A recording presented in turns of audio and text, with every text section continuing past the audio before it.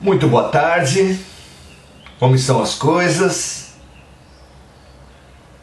Vamos continuar nossos estudos, continuar nossa amizade, continuar nossa disciplina. Estudo, amizade, disciplina, ferramentas tão importantes nesse nosso crescimento, nesse nosso aprendizado, nessa nossa cura. Vamos lá. Os nossos pilares de conhecimento, autoconhecimento, duas faces da mesma moeda, e a prática do bem, o caminho para exercermos essa riqueza do conhecimento.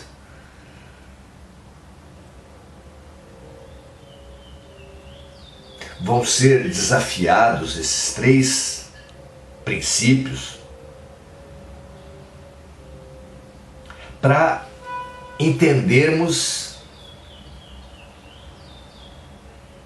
a relação do espírito com o corpo na manifestação das faculdades humanas, das qualidades, dos talentos.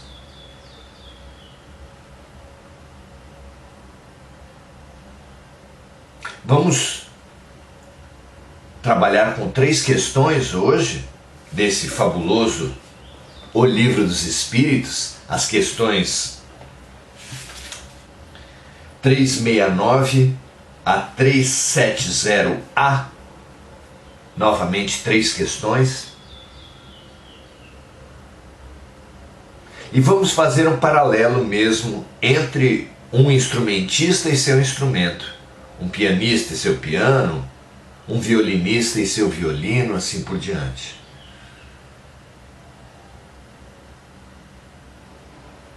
Para compreendermos e ao final revisarmos a nossa relação com os meios e com os fins.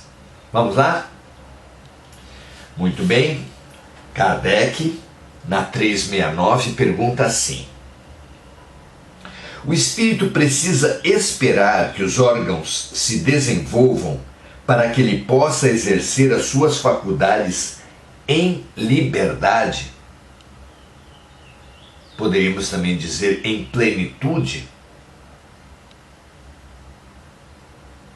Ou será que um espírito, logo após reencarnar, estando ainda o bebê com seus órgãos para serem amadurecidos, desenvolvidos, será que ele já pode manifestar os seus dons, os dons do espírito, em toda a sua plenitude? Com toda a sua liberdade? Na nossa comparação, seria como um pianista depende do piano.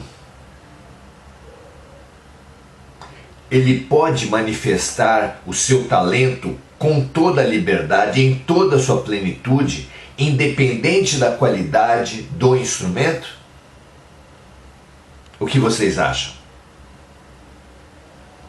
Vamos ver a resposta dos amigos espirituais.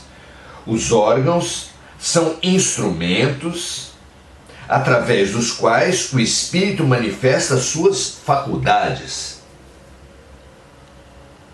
Essa manifestação depende do desenvolvimento e do grau de perfeição desses mesmos órgãos. Assim como a boa qualidade de um trabalho depende da qualidade da ferramenta. Então, uma apresentação musical, a manifestação de um dom musical por parte de um instrumentista, depende sim, é condicionada sim, também à qualidade do instrumento. Não é à toa que os grandes instrumentistas procuram sempre instrumentos de qualidade que não reduzam, não diminuam, não cerceiem a sua manifestação artística, ao contrário, a valorizem e a possibilitem. Não é? Às vezes essas exigência vão a um grau superlativo, exagerado, auto-idolatrado. Mas, como princípio geral, há sim uma correspondência entre a plena liberdade de um talento, a plenitude da manifestação de um talento, qualquer que seja, e a qualidade dos instrumentos que ele tem à disposição. Uma cozinheira depende de equipamentos e panelas, insumos. Um mecânico precisa de boas ferramentas e um músico precisa de bons instrumentos. Não é? Não há dúvida disso. E então pergunta Kardec: existe uma relação entre o desenvolvimento dos órgãos cerebrais e o desenvolvimento das faculdades morais e intelectuais do espírito? Na nossa comparação? Então, há uma correspondência entre a qualidade do instrumento e a qualidade da apresentação, da música que vai ser apresentada? Se é bom um instrumento, boa será a música? O que vocês acham? Vamos ver a resposta dos espíritos. Não se deve confundir a consequência com a causa, o meio com o fim, diríamos nós. Continuam eles: o espírito sempre está de posse de suas faculdades. As faculdades, então, morais e intelectuais, são do espírito. Ora, não são os órgãos que dão as faculdades ao espírito. Não é o instrumento que confere talento ao instrumentista. As faculdades do espírito é que estimulam o desenvolvimento dos órgãos. O talento artístico do instrumentista é que confere qualidade para os órgãos. A comparação ela é rica, mas ela é limitada nesse ponto. Porque dizem os espíritos aqui que quando, na nossa comparação, quando um grande instrumentista reencarna,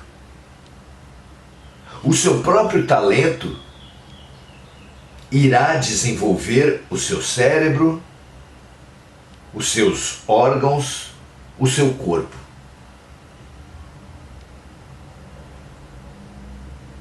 Desde que essa qualidade seja naquela vida destinada ao desenvolvimento, à manifestação. Como assim? Há qualidades e dons espirituais que podem não ser manifestos numa certa vida? Há. Como já vimos nos nossos encontros anteriores, o desenvolvimento de um espírito não é parelho, não se dá igualmente em todos os campos da manifestação humana.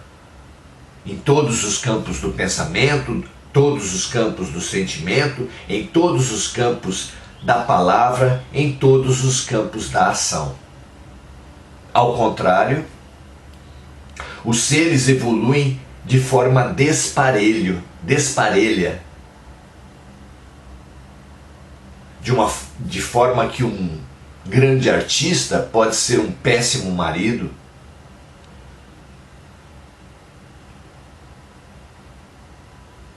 um bom esportista pode ser um mau amigo, um grande intelectual pode ter a parte moral atrofiada.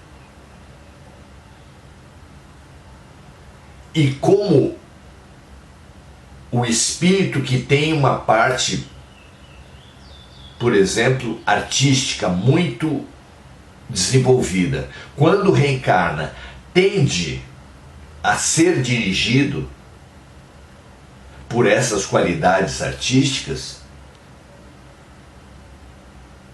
ele tende a repetir os erros que cometeu no passado. Sejamos específicos. Suponhamos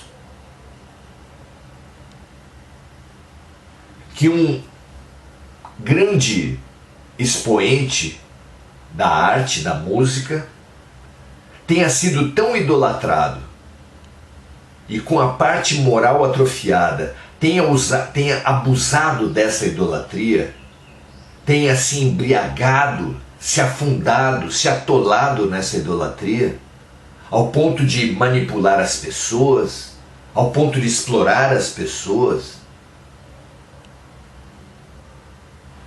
ao ponto de auto-idolatrar-se, endeusando-se, impondo o seu desejo, as suas vaidades sobre os outros. E isso tenha chegado a um ponto que, ao fim de uma vida e ao início de outra, se chegue à conclusão de que para ele desenvolver essa parte que é atrofiada na sua formação, a parte moral, a parte ética, ele precisa vir com a parte artística atrofiada, porque senão ele é tão desenvolvido na sensibilidade artístico-musical, por exemplo, que essa parte tende a aflorar, tende a dominar, e dominando e aflorando, tende aquele espírito a repetir os seus erros. Para que isso não aconteça, para que ele seja induzido a novos desenvolvimentos, pode ser que na parte artística, a parte de manifestação artística do cérebro, ou se for o canto, a parte física das cordas vocais, de uma forma ou de outra ele pode vir com um equipamento tão limitado que, apesar da sensibilidade, apesar do dom estar ali, ele não consegue manifestar esse dom, exatamente para que passe a ser desafiado, passe a se desafiar quanto para o desenvolvimento, no sentido do desenvolvimento de outros aspectos da personalidade, para outros talentos humanos, exatamente aqueles que ele tem atrofiados. Não é possível entender isso? Um espírito dotado de muita inteligência físico-espacial, que deu para ele um grande sucesso no campo esportivo, pode vir com membros atrofiados, membros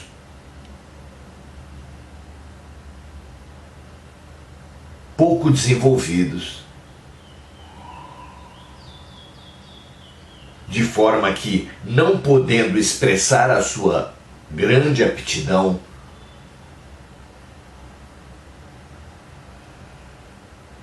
esportiva, ele precise expressar, precise buscar, precise desenvolver outros campos da multifacetada inteligência humana.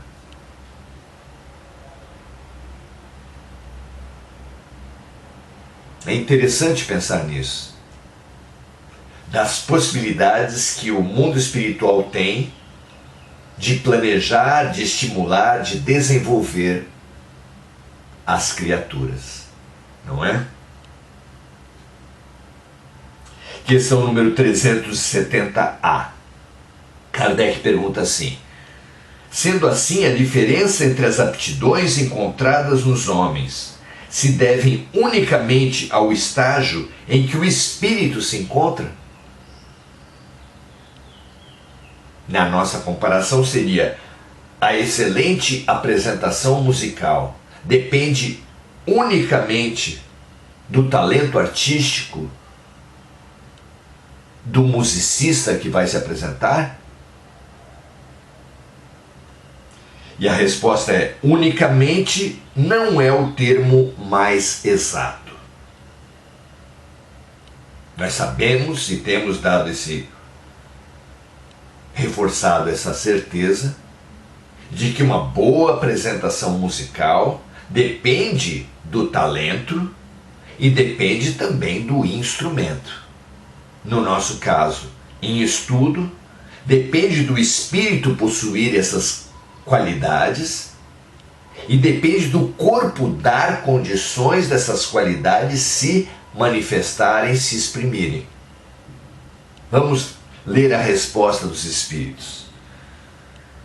Bom, retomando a pergunta, a diferença entre as aptidões encontradas nos homens se devem unicamente ao estágio em que o espírito se encontra?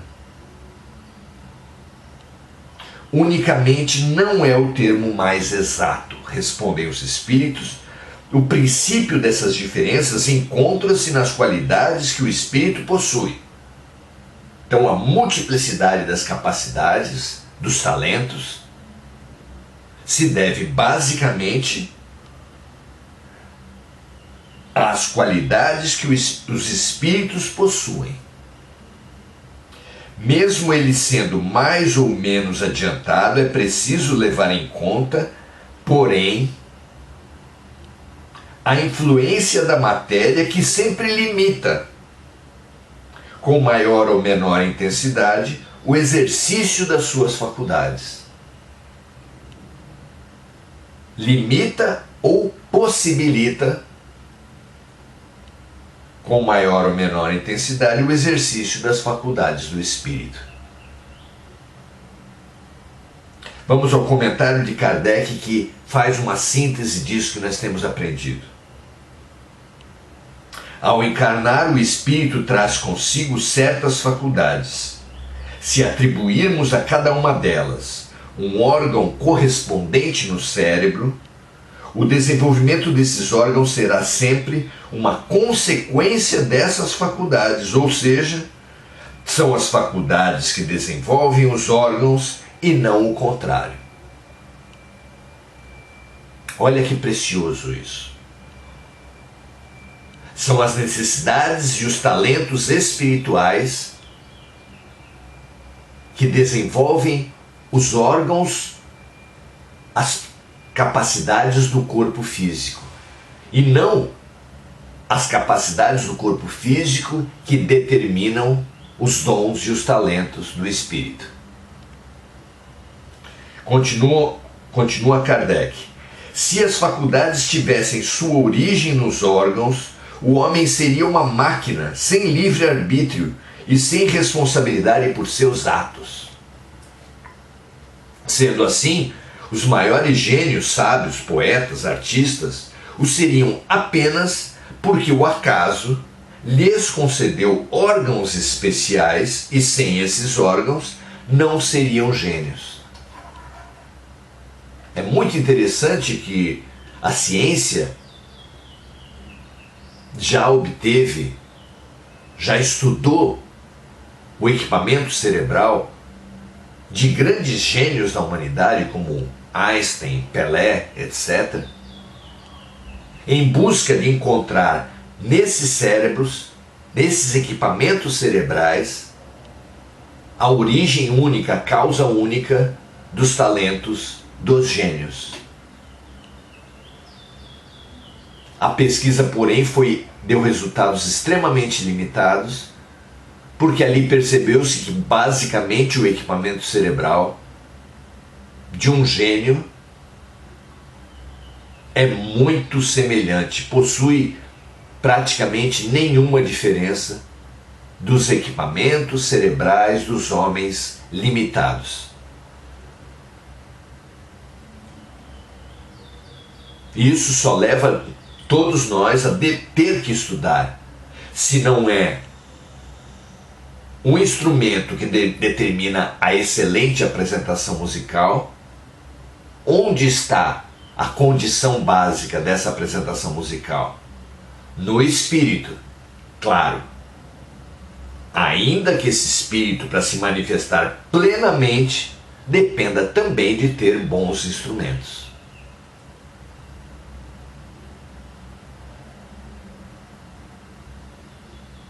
Há shows, há apresentações de espíritos, por exemplo, no campo da música, como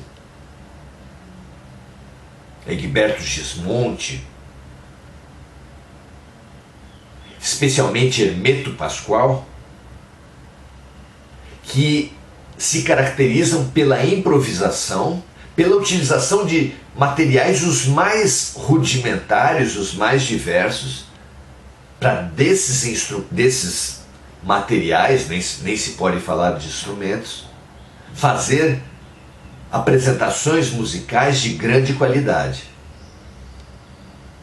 Esses shows provam a preponderância da importância do espírito sobre o corpo, do musicista sobre o instrumento. Mas não são todos os instrumentistas como Hermeto Pascoal.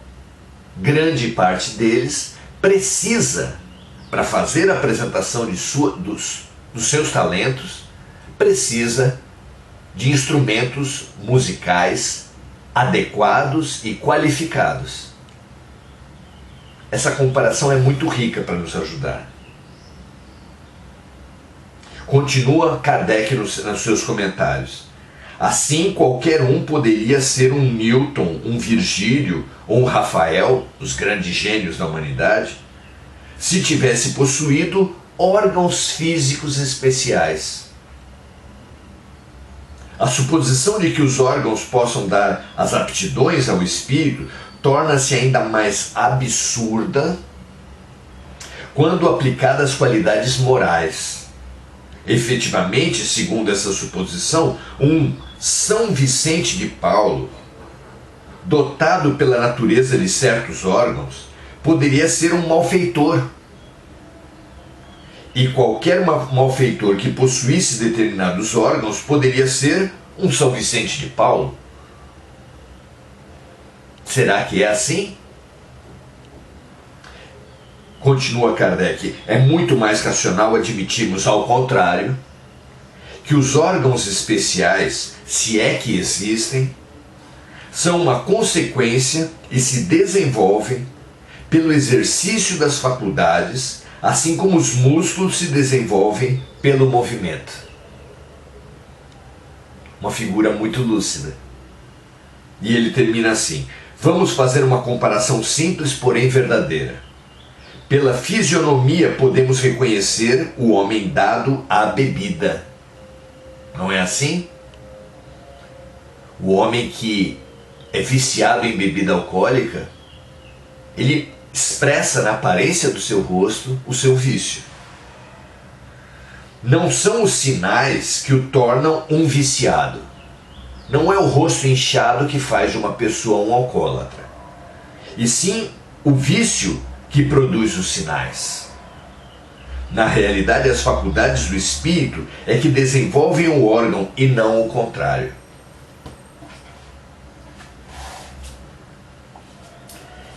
Essa reflexão serve muito para pensarmos sobre como temos conduzido nossas vidas. As pessoas hoje se encontram obcecadas pelos meios. Parece mesmo que a felicidade está em acumular meios.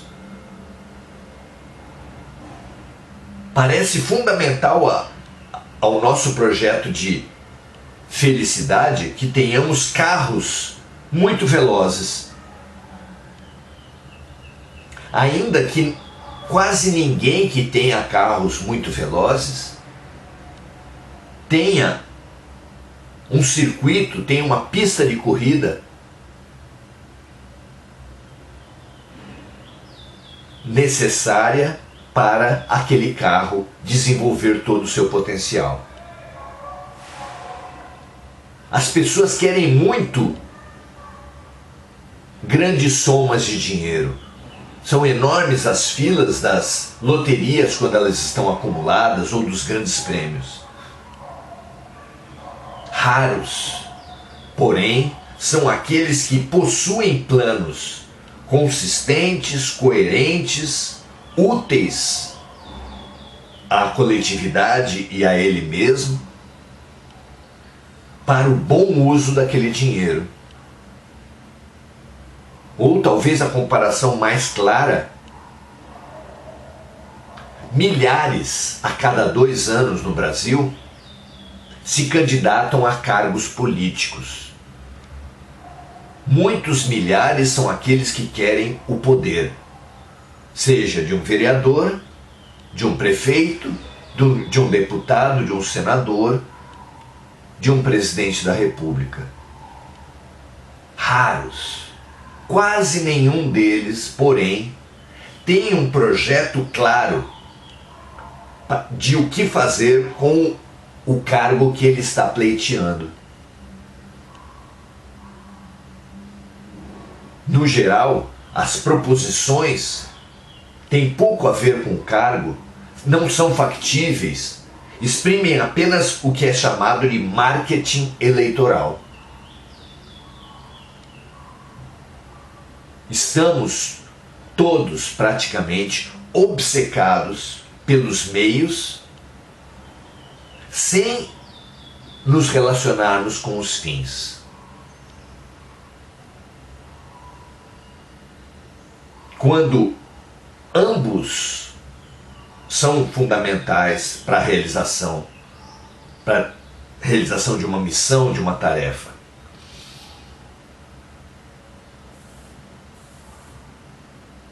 Não é problema nenhum ter dinheiro, ter cargos, ter poderes, ter habilidades, mas precisamos, pelo menos, todos nós que queremos tantos meios, investir o mesmo tempo, a mesma dedicação, a mesma persistência, o mesmo estudo das questões específicas de como conseguir dinheiro, de como conseguir cargos públicos, de como conseguir talentos,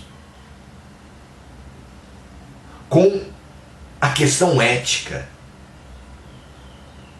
Senão repetiremos essa triste sina de jogadores de futebol com grande habilidade e que destroem suas carreiras promissoras pela baixa condição moral que os faz caírem nas drogas, na noite, em violências e abusos sexuais. E isso também acontece muito com cantores muito talentosos que se acabam pelo desequilíbrio mental, pela bebida, pelas drogas, pelo suicídio.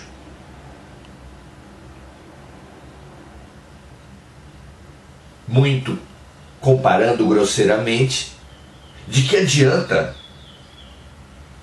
termos um veículo se não sabemos como dirigi-lo? Quem de nós, em sã consciência, gostaria de ter um foguete espacial se nenhum de nós tem a habilidade de como dirigi-lo? De que adianta termos um instrumento musical melhor, o mais capacitado, se não temos a menor noção de como tocá-lo? Então,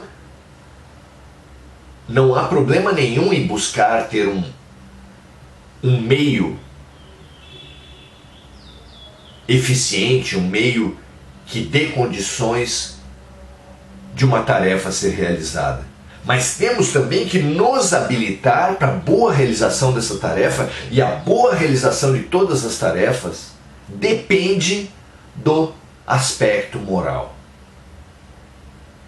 O caso do nazismo talvez seja um dos casos mais enfáticos da história, onde grandes mentes reunidas no nazismo geraram enormes desgraças, enormes tragédias. Porque não basta ter uma grande mente, ter uma grande inteligência. Precisamos colocar essa grande inteligência, esse grande talento a serviço do bem, da utilidade, da coletividade. Por isso é que se compreende tão bem que Jesus tenha nos deixado como um mandamento maior o bem, a beleza, o amor. Ao dizer, por exemplo, busque o reino dos céus e tudo mais te será acrescentado. Ame a Deus sobre todas as coisas. Ame o amor, porque Deus é amor, acima de todas as possibilidades de manifestação do ser. Porque se soubermos bem pensar, tendo uma qualidade racional muito grande, se soubermos bem colocar nossas emoções, se soubermos bem a oralidade, manifestar a palavra, se soubermos bem agir com corpos muito competentes, mas se não tivermos o senso moral, essas habilidades específicas só nos levarão a quedas ainda maiores, que é o que Paulo de Tarso diz, que ainda que eu falasse a língua dos homens e dos anjos, se não tivesse amor eu nada seria. Se eu desse todos os meus bens, se eu sacrificasse meu próprio corpo em benefício de todos, se eu não tivesse amor eu nada seria.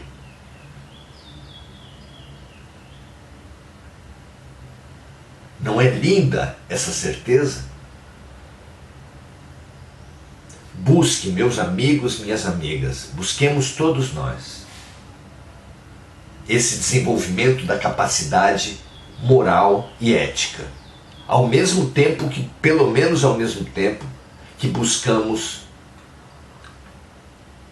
os meios, os poderes, o dinheiro, os carros, as riquezas, as possibilidades do mundo. Para que não aconteça de mais uma vez, como certamente já aconteceu em muitas vidas, de usarmos mal as capacidades que possuímos. Que assim seja. Saudar os amigos, Hugo Souza, muito bom estarmos juntos, gratidão, gratidão, gratidão. Suzana Sasaki, Andréa Santos,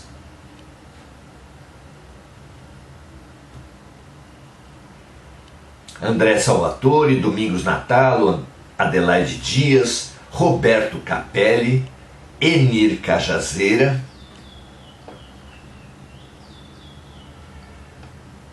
muito bom estarmos juntos aqui.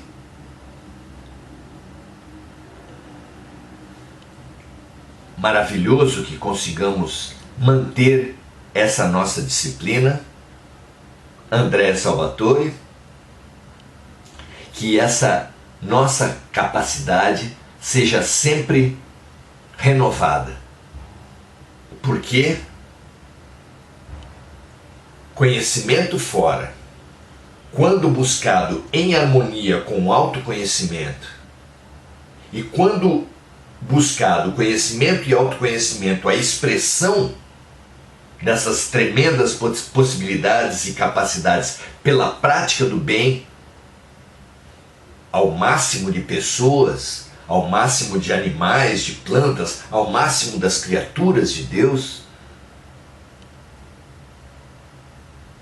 constituirão esses três pilares, conhecimento, autoconhecimento e prática do bem, o seguro caminho da elevação espiritual. Que a humanidade toda se volte para esse discernimento, para essa certeza, para essa vida. Até a próxima, um prazer enorme estarmos juntos, amanhã estaremos novamente aqui. Venha conosco, será um prazer. Você, todos vocês, são convidados, não meus, mas dos grandes instrutores responsáveis por esse curso. Um grande abraço, mais uma vez, um prazer estarmos juntos.